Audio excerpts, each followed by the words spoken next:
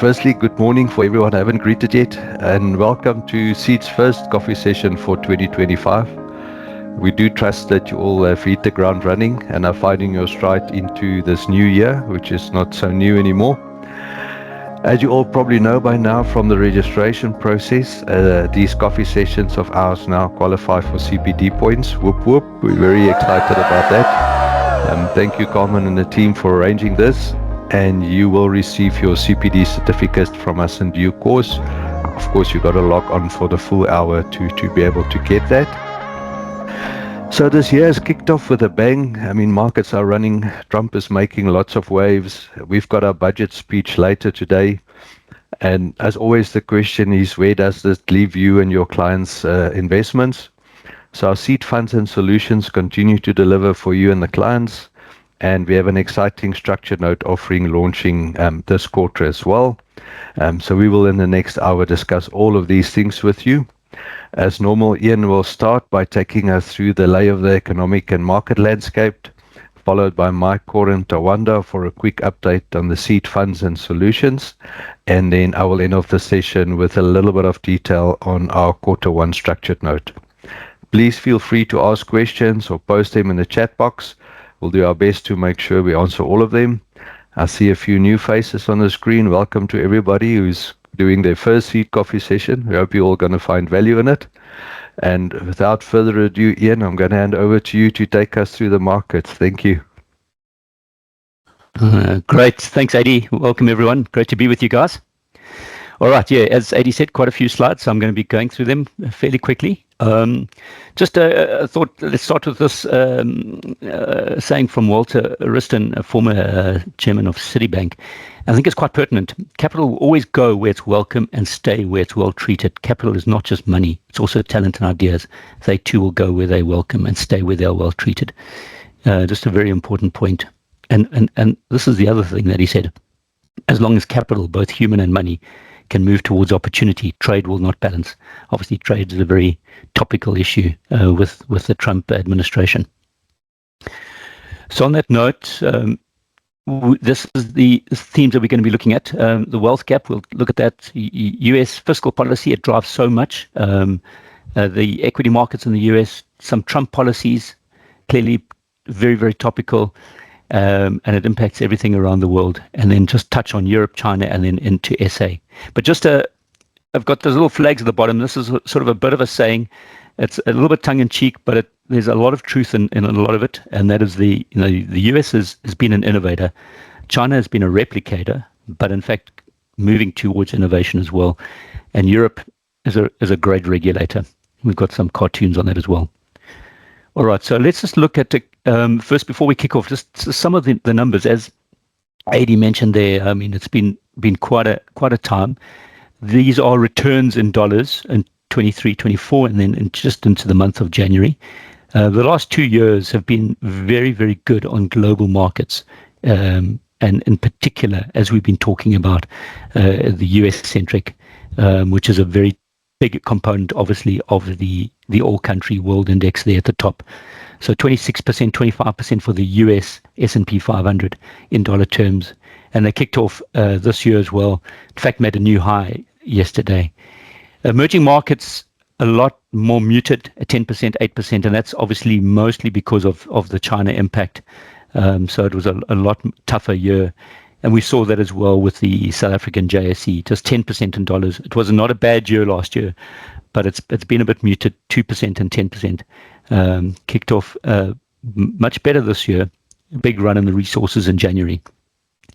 And then we've got assets like gold, which have had very good run. We've touched on that. We've just got a chart on that as well and some thoughts on that. A very good year, 26%. And into this year, new highs again, up 8% in January. And then the very sort of outliers was obviously the NASDAQ, which is your technology stocks. Those really drove the US. We talked about that a lot in the Magnificent Seven. And then assets like Bitcoin up 120%, 150%, and then 9% this year. So it just gives a bit of a sense of the lie of the land. Okay, let's move. If we look at this topic called the wealth gap, and I think this is, we've got a couple of slides on this. So really, what is this? This is essentially the differential in wealth between the the the owners of assets at the top, and this is a chart of the 1% wealthiest versus the top 50% at the bottom. And we can see that that gap is opening up and up and up. There's reasons for that, and it's also having political and economic pushback globally. This is not only happening in the US, it's happening around the world, where a lot of the population is feeling left out of being able to buy assets, and a most important asset is a home. We know that house prices have moved up dramatically over the last 10 years, 5 years specifically.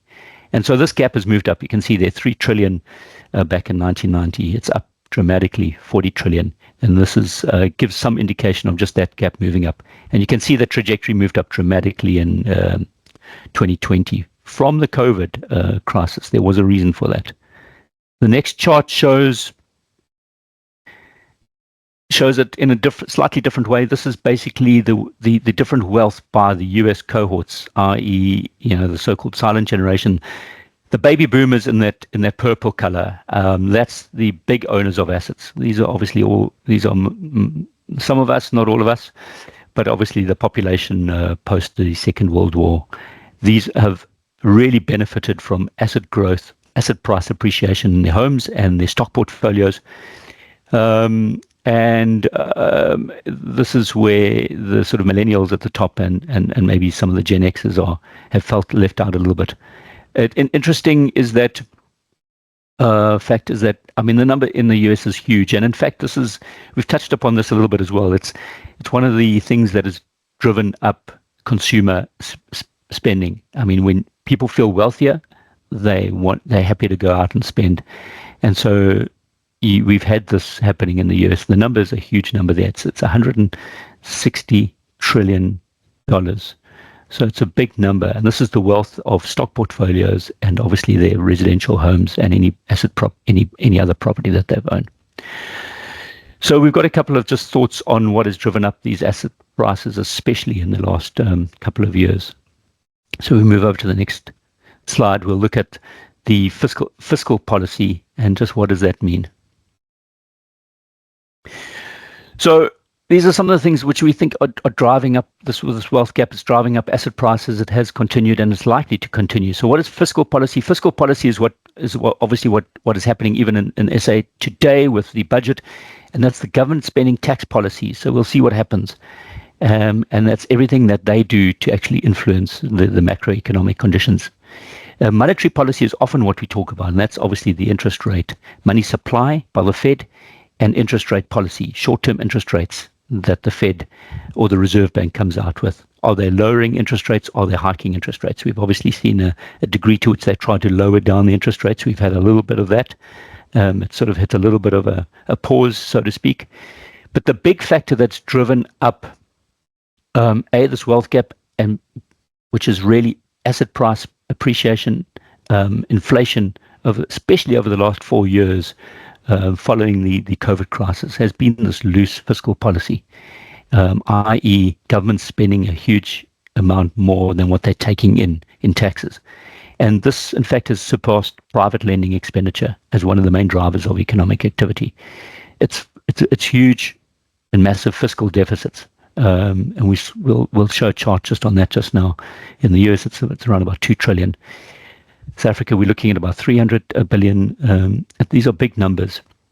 Obviously, that's adding to the debt burden but at the same time, that money is going into someone's receiving that, and it's pushing up inflation and it's pushing up asset prices. So the big issue really is that government deficits are mostly structural in nature. We're seeing that that's across the world. I mean, there's once spending gets entrenched into government, it's very difficult to start reversing it. We're seeing a little bit on that in the US side with the Doge, but really a lot of it is healthcare, pension, salaries, defense, which is discretionary, but at the end of the day, it's very sticky expenditure. And then a big one is interest on the debt, and that's a huge one and a growing expense. And so in the US, the net interest has climbed to the second largest government expenditure behind the Social Security, which is very much entrenched. So if we look at this chart here, this shows the government revenues. This is a long-term chart from 2005 all the way through. This is their tax take, and then the expenditure on the top line. And you can see what is fascinating is that huge uptick. I mean, it's a steady increase in terms of the expenditure, but a massive then uptick post the COVID crisis. And why was that? Well, we know what happened.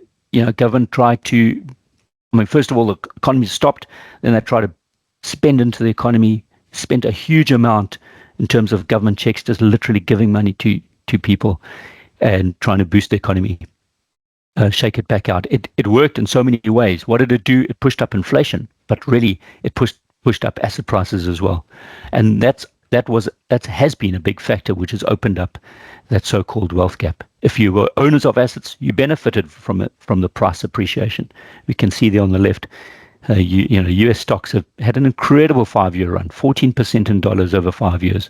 Remember, the long-term average is 10% in dollars. Real estate, 5%. This is real estate is the homes, the median price of homes in the US. It was 329,000, 2,000. Now it's up to 420 odd thousand. The median price of a home in the US. Gold has had an incredible run. It's also benefited from this 12% in per annum over the last 5 years. And then obviously certain asset classes like this Bitcoin have actually had a phenomenal run as money has been made. There's money that's come into the system. So you are either owners of assets, in which case you benefited, or you just suffered the inflationary impact, which has created this wealth gap. We move to the next slide. One of the assets has been gold. We've seen an incredible run up. And more recently, over the last few months, and especially this year, at 18 new highs, it's an asset which is, seems to be signaling some concerns in the system. I think one of the things that it is signaling is the dilemma and the problem with the debt. No one wants to, or there's greater reticence to actually finance the US debt and government debts. And so, if central banks are saying, well, we don't want to be putting money back in, lending money back into the US, lending money to central banks, let's keep on stockpiling our reserves in the form of gold. And we've seen a credible amount of gold purchases over the last 3 years by central banks, pushing gold to a new high in nominal terms and in fact a new high in real terms on the right hand side there. It is an asset which we have held in the portfolios and continue to hold at reasonably high levels. And so it has helped the portfolios up. Move to the next slide. We'll talk about some of the US markets, and I've just got a few slides on that. We all know the story. This first one just paints a picture of the calendar year returns. And so it's, as I said, the last 10 years have really been fantastic, at 12% per annum. But the last few years, of 5 years, especially since the COVID crisis, we had the pull down in 2022, but really it's been a huge run up, compounding at 14% per annum. So it's definitely been the market that has sucked in so much capital, and there's a few reasons for that. I think the first one, if we go to the next slide, is the fact that you can't discount that earnings have been strong. So the chart on the left is a long-term chart of the earnings of the S&P 500 and then the price index. So we know that at the end of the day, companies need earnings growth. You need earnings, you need earnings to grow. And this chart just clearly demonstrates that. Over long periods of time, earnings have grown, price has appreciated. At the same time, and especially in the last 25 years, this is just a nice little chart which shows actually recessions, percentage of recessions by decade, and we just highlighted there in the last 25 years. it's actually been a whole lot more muted than in previous decades.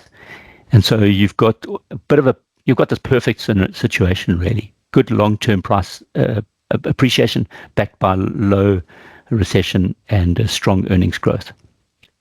So what has that meant? If we look at the next slide, it's meant that there's been a huge amount of flows into the market. A key indicator is the flows into ETFs. This shows by calendar year the flows into US ETFs. 24 was a phenomenal year at about $1.4 trillion into ETFs. So the value of these ETFs surged, 2.7 trillion up to close to 14 trillion, up from 2.9 trillion 10 years ago. They've taken in a huge amount of money, a phenomenal amount of money. So the chart on the right just shows the biggest ones by flow last year. And in fact, just yesterday, that Vanguard S&P 500 moved to the biggest ETF, surpassing the SPI State Street, which was always the biggest one. So it's come up. The number is, I think, about $632 billion. It's a phenomenal number. But you've got the Vanguards, you've got the State Street, you've got the iShares there, which is the BlackRock funds. These are just phenomenal and huge flows of money that is poured into the US market and has driven up prices. But I suppose the big dilemma, and this is the big issue which we've been talking about, everyone's talking about, and that is that the shares are very expensive. And so what this chart shows on the left is actually by president, as they've taken on, as they've started, what is effectively the CAPE ratio, which is cyclically adjusted PE ratio. It tries to smooth out that PE, but really at the end of the day, the higher the number, the more expensive. We know, you overpay for an asset, you pay too expensive price. Well, even if things go well, maybe you might just not have a great return because things have to normalize. There's always a degree to which it needs to revert to a mean. And Trump just so happens to be taking on a time now, January, at the most expensive market.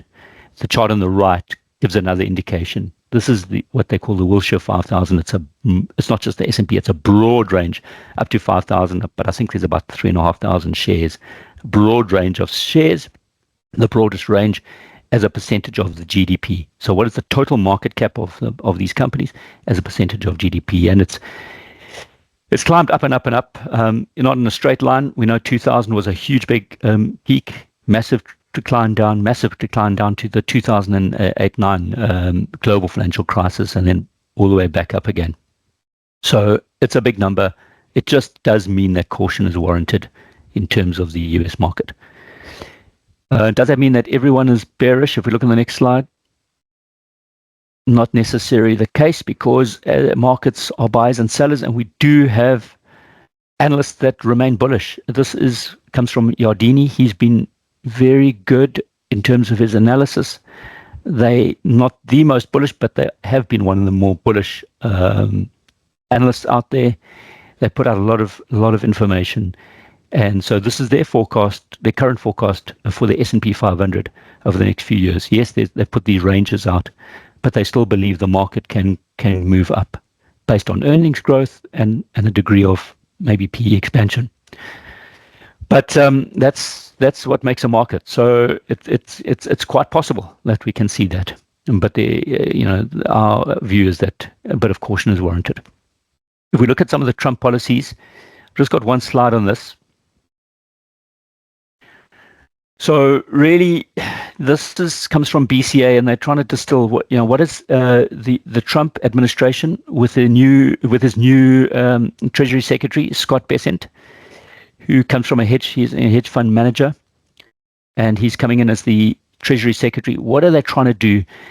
And I think broadly speaking, they're wanting to run a tighter fiscal policy, i.e., try and get some of that expenditure down. They definitely want to lower some of the tax. So this fiscal dominance, i.e., just a huge amount of government spending, they need to tighten that. At the same time, they probably want to just squeeze down these interest rates. These interest rates are still too much on the higher end, and that is hurting. that is hurting the interest bill. So some of their policies are going to be inflationary. Definitely lower interest rates to boost growth, help stabilize the debt to GDP. It's inflationary.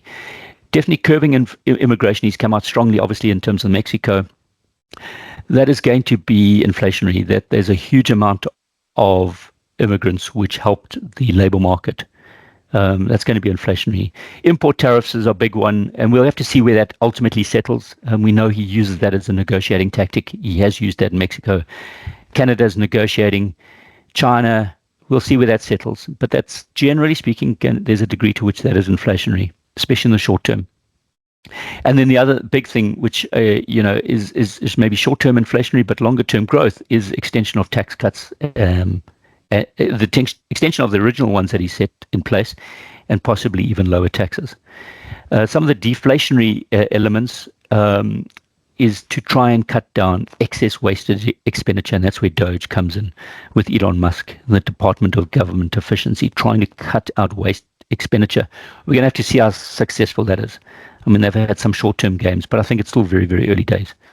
And then the other big one is increase in oil supply globally. I think he's going to put pressure on OPEC and Saudi Arabia, and obviously in the US with his mantra of drill, baby, drill. Try and get that oil price down. I think we've seen it reasonably stable. So those are just some of the economic policies that he's looking at. A key indicator, and we put this up, but this is a great chart from BCA, and I think this is such an important indicator because it is one of the global indicators that most people look at and have to keep looking at, and that is what is the 10-year interest rate on the US debt. It's climbed up dramatically from the lows of 2020 when interest rates came right down in the COVID crisis. So far, the world has we've had there were a few issues, some of the bank problems when these interest rates moved up dramatically and they were under pressure. But as we stand here 5 years later, post-COVID, nothing really has broken. But the question is, they've got a little question mark there, and we have to see. No one wants anything to break, but it is a big factor and a key indicator to watch. So no one really knows. Are these interest rates going higher, the long-term interest rates, which could and will be very problematic, or can they be slowly eased back down again with nothing happening?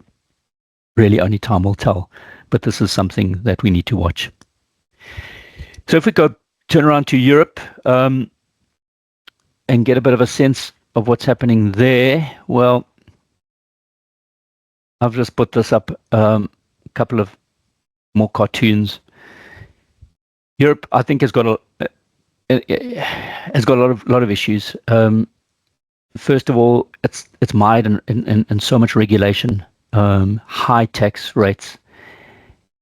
I think one of the biggest issues it does have is its energy dependency, which we've obviously seen. So it's pushed up the energy costs, which has really put a huge amount of strain on the manufacturing base, especially in Germany, which is making it definitely more and more non-competitive as a manufacturing base, and especially in key areas like motor manufacturing. They're coming up dramatically and more so against the Chinese manufacturing. We've got a lot of other issues, aging demographics, as I said, a lot of regulations with high taxes. And dare I say it, I mean, there's a huge amount of political disunity and fragmentation. We're seeing it now dramatically, even this week. Is the US really pulling out, or, really saying to Europe, you've got to stand on your own? They, by and large, that's what they're saying. We're going to have to see that maybe a positive that hopefully should come out is obviously the end of, an end to the Ukraine-Russia war. And what does that mean? But really what that means for Europe, and what the US has been saying to Europe is, listen, guys, you're going to have to step up your spending in defense, because we don't want to be financing this anymore. And that's clearly what all the Europeans are getting together this week in France about. So what has that meant? Not on the stock market. I've got a long-term price chart of this Eurostoxx 50 there in dark blue. And in fact, and we've seen it move to new highs. It's been a slow progress. It's so the the European market has moved up, and we've seen it move up nicely this week, especially, and this year to date. The big stocks that have moved up dramatically this week have been the defense stocks. So you've got defense and banks, which have done very well. And again, they're coming off such a low base. The chart on the right just gives a bit of a sense, again, over the similar time period of the relative valuation. So, as that chart has come down, it's the relative valuations of Europe being much cheaper versus the US. And so that's what you've got. You've got really cheaper, much cheaper stocks. So a much tougher economy, but much cheaper stocks. And in pockets, things like defense, we saw a huge reversal this week where US defense stocks came off dramatically. European defense stocks moved up. And so there's definitely problems at the economic side, problems politically, but maybe there's value because stocks have been suppressed for such a long period of time. So that's Europe. If we look at China, we've spoken about China. We've had our Chinese, the Prescient Fund guys have a chat to you guys as well. This is the long-term chart of Chinese stocks. It's been a tough, long period. You can see if you look very closely, just at the end, the pop-up last year. So we did have this pop-up in stocks, but it's been a tough period for a long period of time. Really, you've had a lot of economic growth in China. It hasn't always accrued to investors. Yes, there's a lot of negatives in China. There's a lot of capacity that has led maybe to it's a deflationary scenario. I think they do export deflation stroke disinflation to the world. It's not necessarily a bad thing from a consumer perspective. From consumers, you want to be paying and buying cheaper prices. What that does, it actually puts a lot of pressure on manufacturing around the world, as we discussed, like in Europe, but everywhere. No one can really compete with the amount of disinflation that they are exporting. They have got some internal problems. There's no question. The biggest one has been the property bubble, which is continuing to deflate down.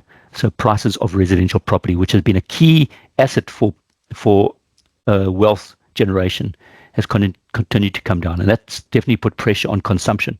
So the government is wanting to boost the consumption. It hasn't really been boosted, but they do things even like you give vouchers out, and so it's been a slow move to the consumption side from the huge amount of infrastructure growth. There's definitely long-term, medium-term, these weakening demographics. We're going to have to see where the tariffs fall. Maybe it's not necessarily going to be a big thing ultimately as to where the tariffs land from the US. Potentially a weaker dollar that they're exporting to. I think that could hamper them slightly as well. And they do have consumer confidence at very low levels. But at the same time, we just cannot ignore China in terms of its ability to really produce phenomenal technology. And they've stepped up a huge amount in terms of more advanced, specialized technology. Drones, robotics, EVs, solar panels, no one can compete with that. And then you do have we saw this from September last year, the government starting to put some stimulus back into the economy from government. And so that has popped up the prices last year.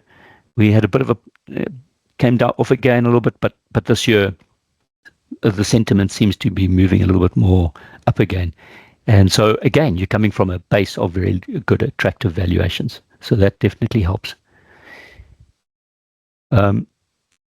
This is just one chart from Fairtree, just giving the relative price performance of tech shares in black, China, tech shares in the orange color, NASDAQ. And we can see over the last few years, the huge disconnect there.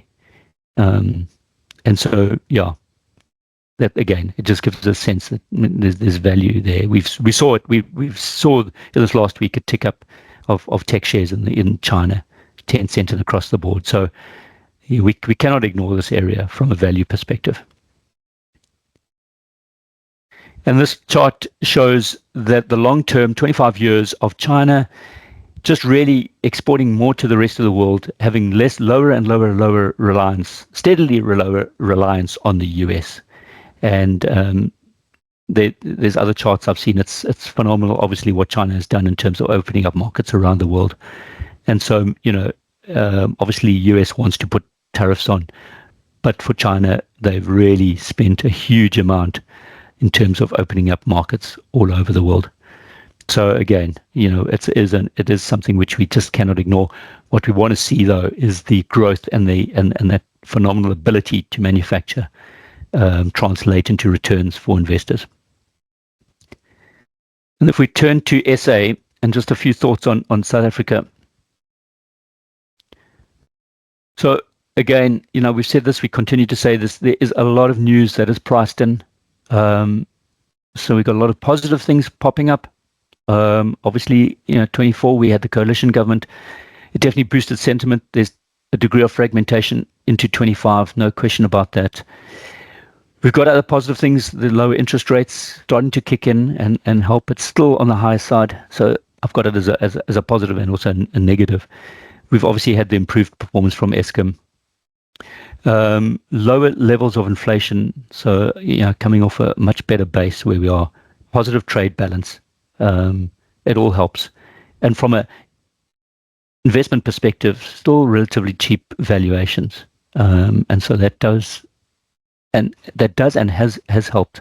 And we saw that we've seen that into this year, where the markets have made new highs, and obviously things like resources have popped up dramatically. There's a lot of negatives still. There's no question that is the case. We all know this. There's still structural weakness in manufacturing and mining. I mean, if we look at those indices, they've just really been very, very weak.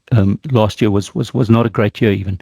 And fixed investment, I think, is one of the biggest things. I mean, we're spending 15% into fixed capex investment of GDP. The number should be 25%, 35%. That is what emerging markets should be spending. The big factor is obviously increased political uncertainty that's kicked up, especially in these last few weeks. Obviously, the signing of the Expropriation Act, it does signal global to the global investors. It does signal weaker property rights, and clearly the fractioning international relations with the US is a factor which has obviously become very topical. We've always got other issues. I mean, there's no question that we are on the radar for the US to up tariffs and quite potentially, obviously, put a stop to this AGOA. It's all a negative. I mean, it is a negative. We've had this benefit, and then you've got high nominal rates and still high interest rates, which the government still has to run in order to try and attract flows and keep the exchange rate at reasonable levels. So those are some of the positive and negatives. This is it might be a complicated chart. I don't want to spend too much time on it, but just to say that this is for South Africa and all emerging markets. Ultimately, emerging markets want a lot of liquidity, i.e., expanding global liquidity. A strong dollar, which we have had up until maybe a little bit more recently, is actually an indication of tightening liquidity, and tightening liquidity is a negative for emerging markets and obviously SA. And so that's what that chart shows, where that black line is going down. It's tightening liquidity, and so it acts as a bit of an anchor for global emerging market share prices. So it is a sign. We look at the US dollar. It's had a bit of a weaker period of the last couple of weeks now. So at some point when there's more global liquidity in the system, that should also benefit. But this goes not only for SA, across all emerging markets. So it is, again, it's just something to watch as another indicator, i.e. the US dollar index. And then just a chart. We've seen these as well. This comes from Stanlib. I mean, just in terms of foreigners buying SA equities, well, everything below the line is they continue to sell. So they just haven't really been net investors into our market. There's been more of a mixed bag in terms of bonds. Bonds for SA government bonds, and in fact, a lot of emerging markets are actually pretty reasonable value out there as a diversifier. So they've definitely been a bit more cherry picking in terms of buying and buying bonds. Sometimes negative, sometimes positive in terms of buying, selling. But I mean, if it's sort of stabilized in terms of at around about 25% in terms of the foreign ownership of bonds, South African bonds. We're going to have to see what happens here. The trajectory of the debt level is a very important factor that they have to take into account. We'll see what happens later today in the budget speech in terms of just that trajectory of the bond issuance. Ian, maybe while we're on this slide, this is the question from Johan, and I guess he's saying we've been hearing for a long time SA equities are cheap. We look at the slide, foreigners are still sellers, so they don't see the value. And his question is, has it become almost like a permanent value trap in SA equities? Look, it's difficult. Only time we can tell if it's a value trap. I think South Africa is competing against other value out there. China has been cheap, and Europe has been cheap. So I mean, these are huge, big markets. And then there's obviously other emerging markets out there. There's no question that the global flow of money, and remember, I started with that quote in terms of money flows where it's been sort of well respected, has moved dramatically over the last few years to the US, and that's whether we like it or not, that's where all the action has been. And so it's just like a continual just drain. As to when it will turn, you get to a point where it doesn't take much, and that to move it. But whether it's a value trap, only time will tell. Obviously, we just have to see how things move from here in terms of the politics, in terms of the international relations. It is problematic when the rest of the world highlights South Africa and sort of really puts it in the spotlight in terms of the property rights. I mean, it's a big factor. It does scare away investors. Investors and money is very fickle, and we do have. This is so-called sort of hot money. It's money coming into stocks, money coming into bonds. So what we do need is that capital expenditure first and foremost to come in, long-term money to come in and move that up from the 15% level of capital expenditure into the economy as a percentage of GDP, moved up dramatically. We need long-term proper capital projects, and investors want security. So it's a question mark. I don't think we just don't have the answers. I think we have to be vigilant and just keep on watching it. So it's not a matter of South Africa is the only cheapest market in the world. So let's put all our money in there. There's other cheap markets, and we're seeing that with Europe, and we're seeing that with China. Thanks, Ian.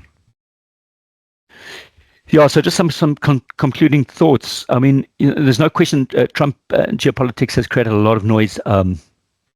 No question about that. Companies will navigate through this uncertainty. This is that we saw the US make a new high last night. It's expensive, but maybe there'll be a degree of rotation. And we're going to have to watch for that as well. We've talked about that. There's certain tech companies which are exceptionally expensive, but maybe a lot of other companies which are not. If they do manage to really put in proper things like much lower tax rates, higher degree of certainty, I mean, it definitely helps companies and helps the bottom line of profit of companies, and that's what investors want. We do have this those austerity measures put in, to try and cut down waste. We'll have to see where that lands, but ultimately governments are still spending a lot of money, which is this fiscal dominance.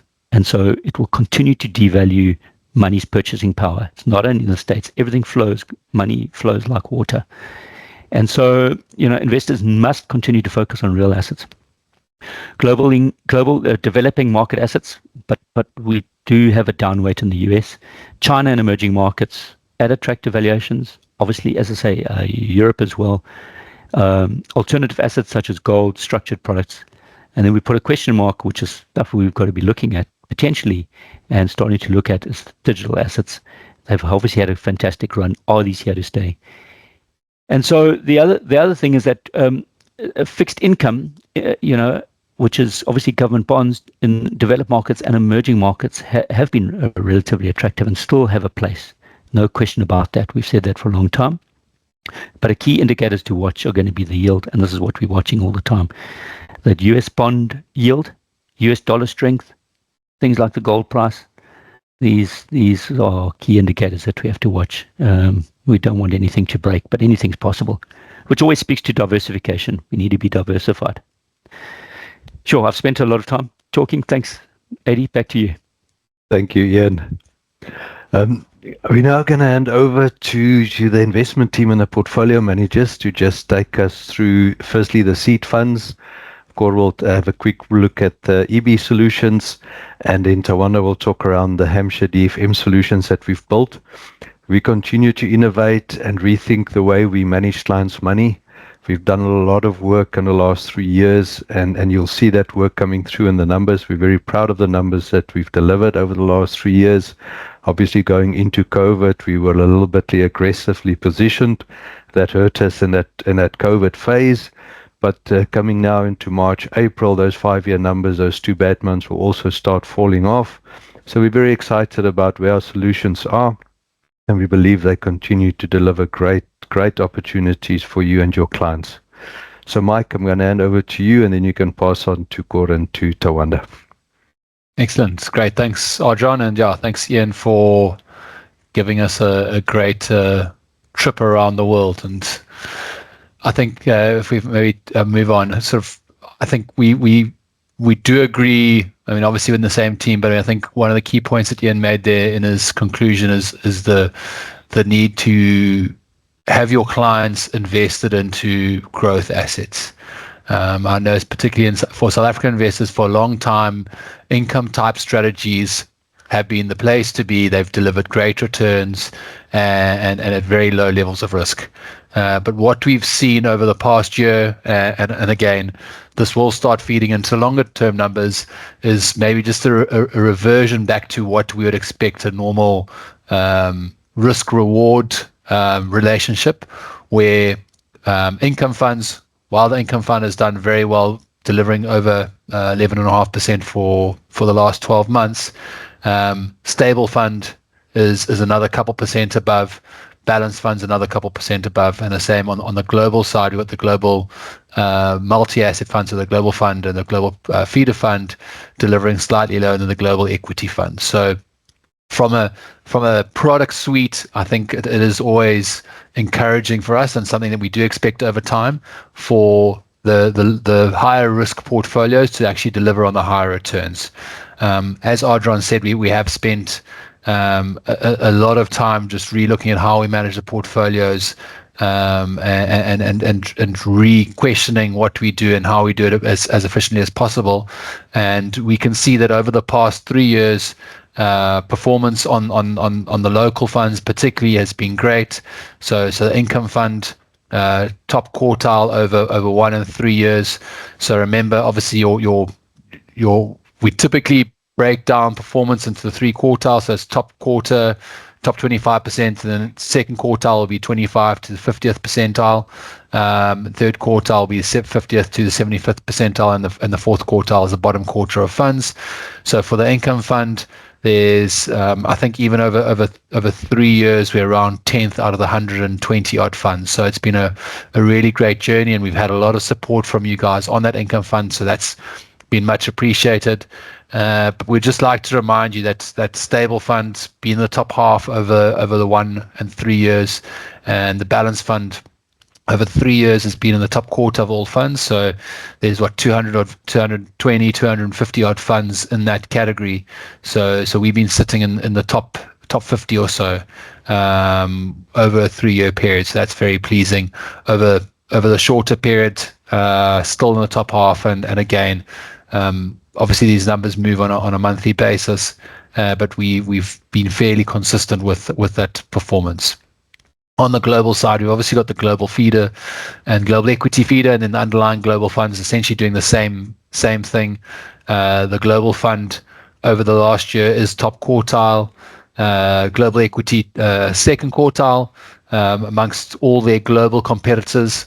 There's slightly different rankings with the feeder funds versus the global funds, because it's a different peer universe, and the global feeder fund only has a small, I think there's 20 odd funds in the category, so the ranking there can be a bit more a bit more aggressive, like up and down, depending on how the few local managers have done. So we prefer looking on our global side into the actual global funds in dollars versus their global peers, where they're in excess of 100 or 200 odd peers. The 3-year numbers on the global side have been a bit more disappointing. We struggled in 2022, but as those numbers roll out, we expect the longer term numbers to start looking more attractive. Then on to the next slide. We've worked quite hard on the global fund. So on Monday, you should have received a quarterly document on the Seed Global Fund. Gives you and your clients some idea of the use case for the global fund, how the global fund is done, and what's within the fund. It's definitely a document you should please have a look at. Please share with your clients, and if you have questions on it, to send them through to us. This morning, just after we started the morning meeting, on the next slide there, Tom, the Seed Income Fund quarterly document came out. Again, same concept as the global fund, and again from our side, a key drive for us this year is to create these quarterly documents for more of our funds. They're a lot more user friendly than the MDDs. They give you some sense of the use case, give some sense of how the fund is positioned, so you have some understanding of what we're doing, and then just a sort of another look at the performance. So please keep an eye on it. Please use those docs. As you said, obviously the income funds particularly done very nicely, and this doc will show how we differentiate ourselves from what else is out there. And then finally, just a heads up, we are in the process of changing benchmarks on most of our funds.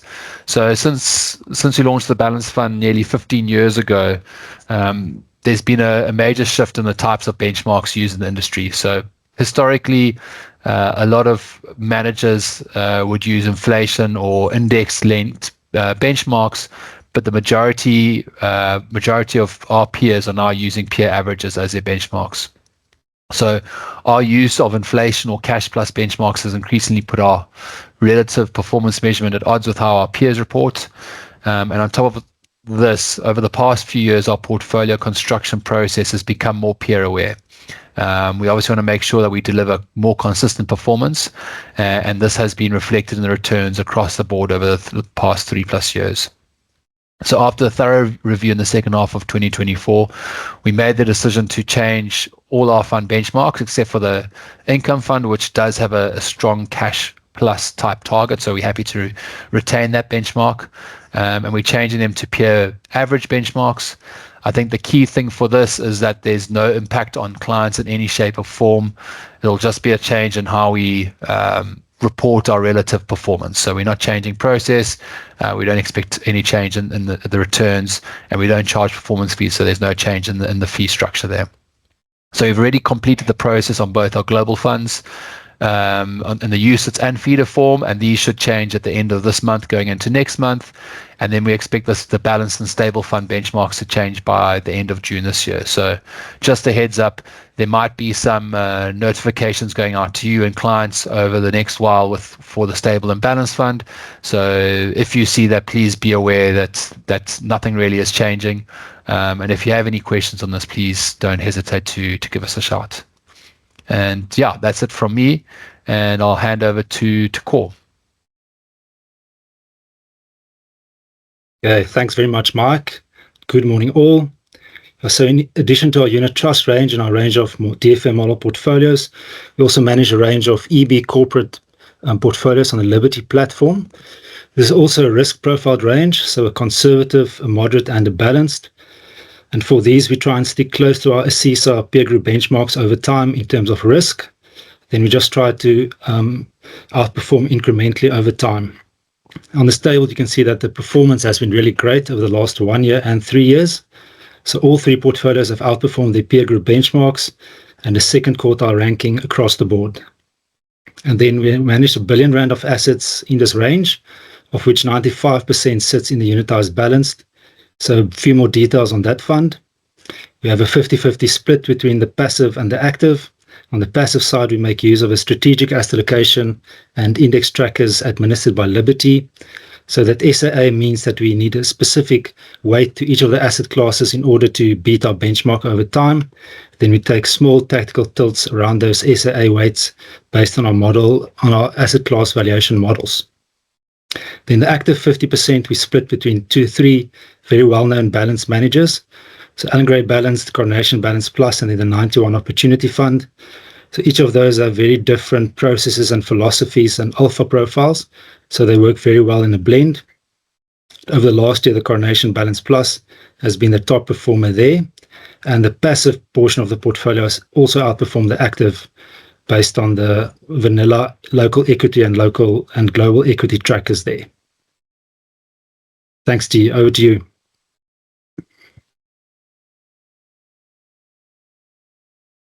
Thanks, Cor, and it's great to speak to you all this morning.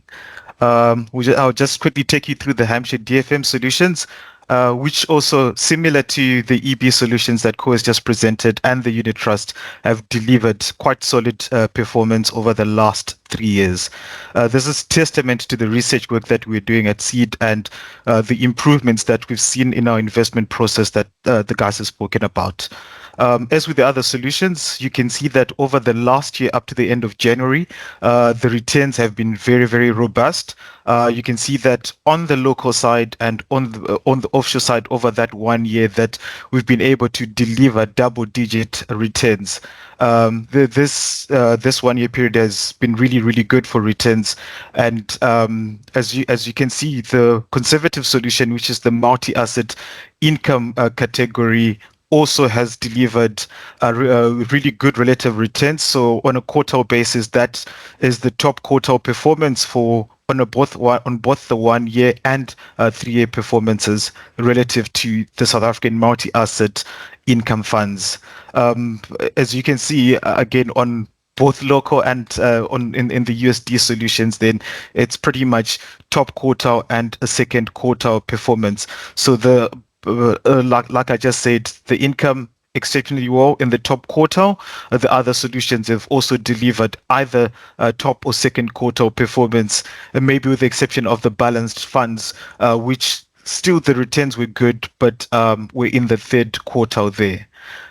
So really good performance by blending together funds that have different characteristics that perform differently in different markets, but to deliver consistent returns, which is what we're looking to deliver within these solutions.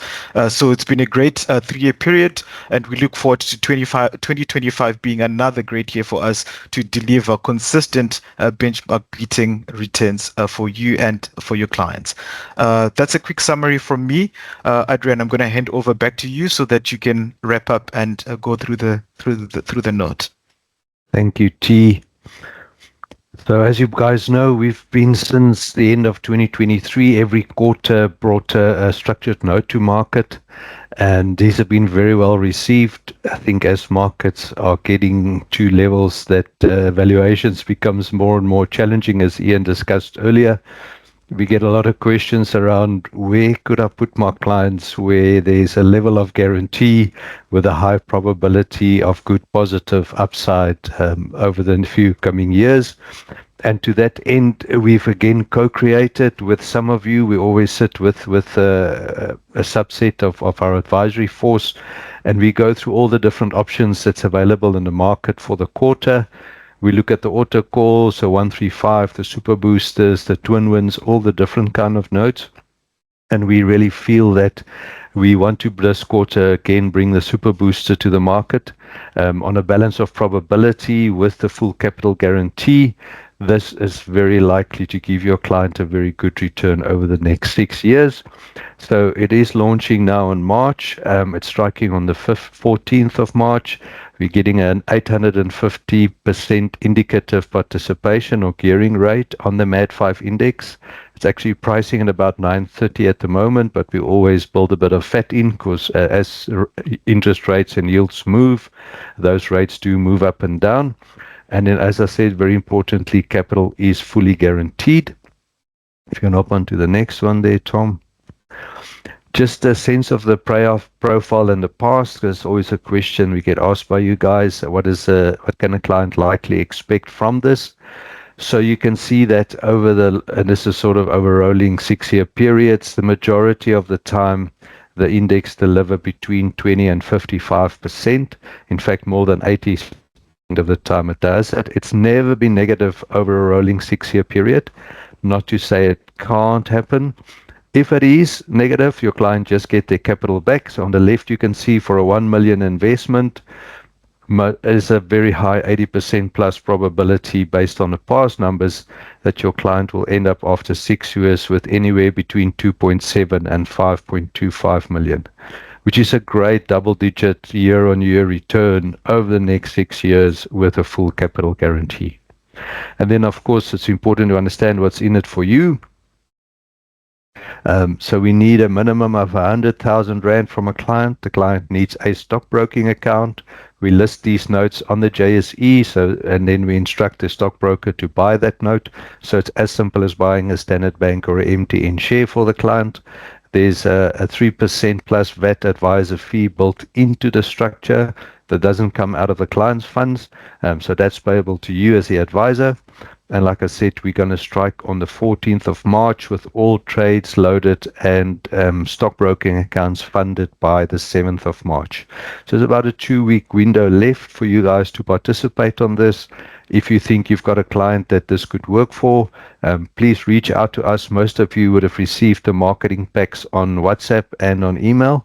But if you've got any other questions, please reach out to myself or Mix, and we'll gladly take you through more details. Folks, that's it from us. We've got 3 minutes left for questions. Are there any other questions? Johanna, I think we've answered your question. Eugene, I see you've commented, but I think you kind of guys are in agreement there. Any other questions from anyone? He asked, in light of the performance of the MAD5 index, do we still believe it's an optimal choice? Yes, we do. So the MAD5 index, again, when we've explored all the various indexes to potentially price the structured notes off, with the MAD5 index being volatility controlled, so the 5 stands for that it tries to not be volatile by a factor of more than 5%. It does give you that potential very high gearing on the call options that we buy on that index. So yes, we did look at all the various indexes, and on a balance of probability, MAD5 is still the index that we prefer to work on. Not to say that we always will. Next quarter might be a different story, but from all the homework we've done for this round, we really like the MAD5 still for this super booster note. And I think, again, on a balance of probability, you're putting your client in a position where their capital is guaranteed for the next 6 years, and they've got a very high probability of earning very good double-digit returns year on year on that investment.